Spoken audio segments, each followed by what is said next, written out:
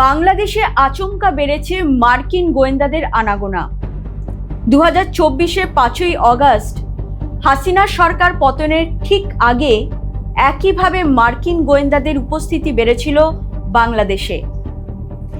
HSC পরীক্ষা বন্ধের দাবিতে জুলাই আন্দোলনের আবহ তৈরি করা, আচমকা মার্কিন গোয়েন্দাদের অধিক উপস্থিতি যেন বড় কোনো রদবদলের ইঙ্গিত দিচ্ছে।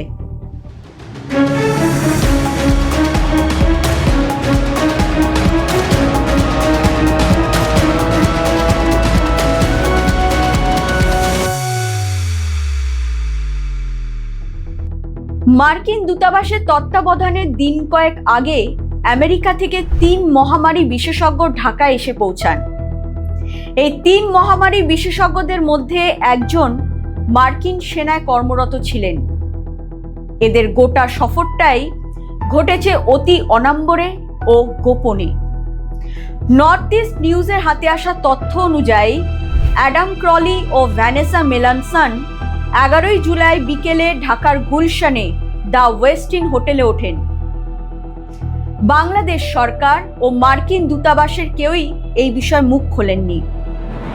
প্রতিনিধি দলের অন্যতম সদস্য লেফটেন্যান্ট কর্নেল ভ্যানেসা মেলানসন আগে ইউএস আর্মি মেডিকেল সার্ভিস কোরের অধীনে কাজ করতেন। US army medical research institute of infectious diseases এর প্রধান গবেষক হিসেবে দায়িত্ব পালন করেছেন। এর ঠিক একদিন পর 12ই জুলাই আরও এক মার্কিন মহামারী বিশেষজ্ঞ একই হোটেলে ওঠেন। মার্কিন এই প্রতিনিধির নাম স্টেফনি সেইলার। তিনি 26শে জুলাই পর্যন্ত বাংলাদেশে থাকবেন বলে জানা গিয়েছে। এই 3 জন ছাড়াও নিরাপত্তা সংক্রান্ত কাজে যুক্ত আরও 3 মার্কিন কর্মকর্তা একই হোটেলে উঠেছেন বলে সূত্রের খবর। তবে তাদের যোগাযোগ বা তারা কাদের সঙ্গে সাক্ষাৎ করেছেন সেই বিষয়ে কোনো বিস্তারিত তথ্য পাওয়া যায়নি। এবার আরও একটি ঘটনার কথা বলি। 2026-এর 5ই জুলাইয়ের সন্ধ্যা বেশ কয়েক ঘন্টা রাজশাহীর চিলিজ চাইনিজ রেস্টুরেন্টে সাধারণ গ্রাহকদের প্রবেশ বন্ধ করে দেওয়া হয়।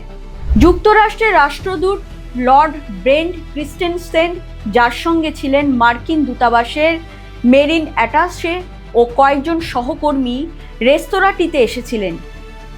সেখানে উপস্থিত ছিলেন ফরাক্কা বিরোধী আন্দোলনের একজন শীর্ষস্থানীয় নেতা, যিনি নদী বিশেষজ্ঞ হিসেবেও পরিচিত।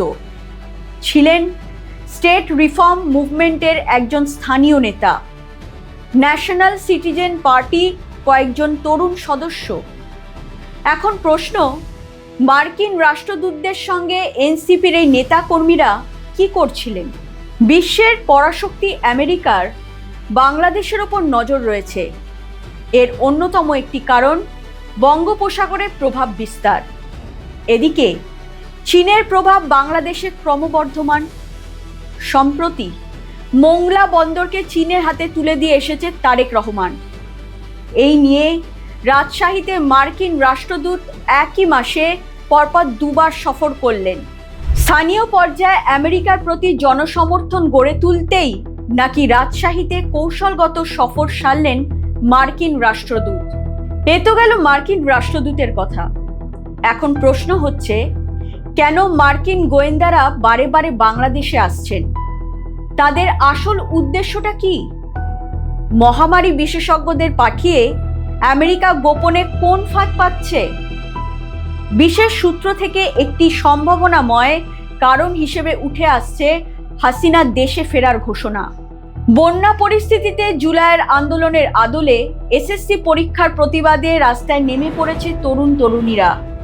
এদিকে হাসিনাও বছর মাস উল্লেখ করে দেশে ফেরা ঘোষণা দিয়েছেন। এইরকম একটা পরিস্থিতিতে মার্কিন গোয়েন্দাদের বাংলাদেশের আনাগোনা প্রশ্নের জন্ম দেয় বৈকি। হাসিনার আগমন সম্পর্কে রাজনৈতিক প্রতিক্রিয়া জানতে, কিভাবে সেই রাজনৈতিক প্রতিক্রিয়া তৈরি হবে সেই সব আলোচনা সারতেই নাকি বাংলাদেশে আসছেন মার্কিন গোয়েন্দারা। এই গোয়েন্দাদের একটা অংশ মার্কিন পররাষ্ট্র দপ্তরের গোয়েন্দা বিভাগ ও গবেষণা কাজের সঙ্গে জড়িত। এদেরকে নেকড়ে কূটনীতিক হিসেবে তৈরি করা হয়। দ্য ইউএস ইন্টেলিজেন্স কমিউনিটি বইতে জেফ্রে মিচেলসন বলেছেন, আম কূটনীতিকদের সঙ্গে মার্কিন নেকড়ে কূটনীতিকদের বিস্তর তফাৎ। নেকড়ে কূটনীতিকরা কোনো দেশের রেজিম পরিবর্তন করার যাবতীয় কলকাঠি নাড়ে পেছন থেকে, যেমনটা হয়েছে সিরিয়ায়, যেমনটা হয়েছে ইরাকে। নেকড়ে কূটনীতিকরা মার্কিন ডিপ স্টেটের অংশ।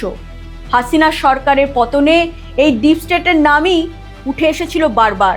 তাহলে এই আমেরিকায় কেন হাসিনাকে ফিরিয়ে আনার কথা ভাবছে?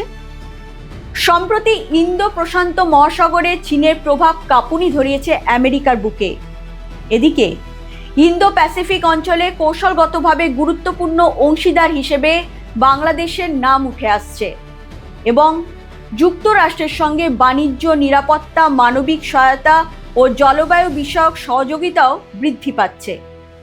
কিন্তু চীনের প্রভাব আশঙ্কা বাড়াচ্ছে আমেরিকার। আর এই অঞ্চলে চীনকে আটকাতে বাংলাদেশকে আরও ভালোভাবে প্রয়োজন। বাংলাদেশের উগ্রবাদী শক্তিগুলির চীনের প্রতি দরদ বেশি থাকায় ইন্দো প্যাসিফিক অঞ্চলে চীনের প্রভাব বাড়ার একটা আশঙ্কা থেকে যাচ্ছে। দুই পরাশক্তির উপস্থিতি ইন্দো প্যাসিফিক অঞ্চলের ভূ রাজনীতিকে আরও জটিল করে তুলবে। জামাত বিএনপিকে দিয়ে চীনকে ঠেকানো সম্ভব নয়। জামাতপন্থী নেতাদের চীন ও পাকিস্তানের প্রতি যে দরদ, তা মার্কিন ডিপ স্টেটের অংশ ও আমেরিকার দালাল ইউনুসও খণ্ডন করতে পারেনি, বরং সময়ের সঙ্গে সঙ্গে তা বেড়েছে। শাহরিয়াররা ভারত বিরোধিতা করতে গিয়ে চীন ও পাকিস্তানের কথা বারবার বলে থাকেন, কিন্তু একটিবারের জন্যও আমেরিকার কথা বলেন না। বাংলাদেশের এই চীন প্রীতি হাড়ে হাড়ে টের পাচ্ছে আমেরিকা।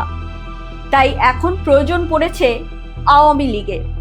এই অঙ্ক বুঝেই আওয়ামী লীগ নেত্রীর ঘোষণা মাত্র মার্কিন গোয়েন্দাদের আনাগোনা বেড়েছে বাংলাদেশে। বলা যেতে পারে যে ডিপ স্টেটের কারসাজিতে সরতে হয়েছিল হাসিনাকে, সেই ডিপ স্টেটের হাত ধরেই আগামী দিনে আওয়ামী লীগকে ফিরতে হতে পারে বাংলাদেশে। আজকের প্রতিবেদনটি কেমন লাগলো জানান কমেন্ট বক্সে। এরকম আরও খবর পেতে নজর রাখুন জিও পালস টিভিতে। লাইক করুন, শেয়ার করুন, সাবস্ক্রাইব করুন জিও পালস টিভি।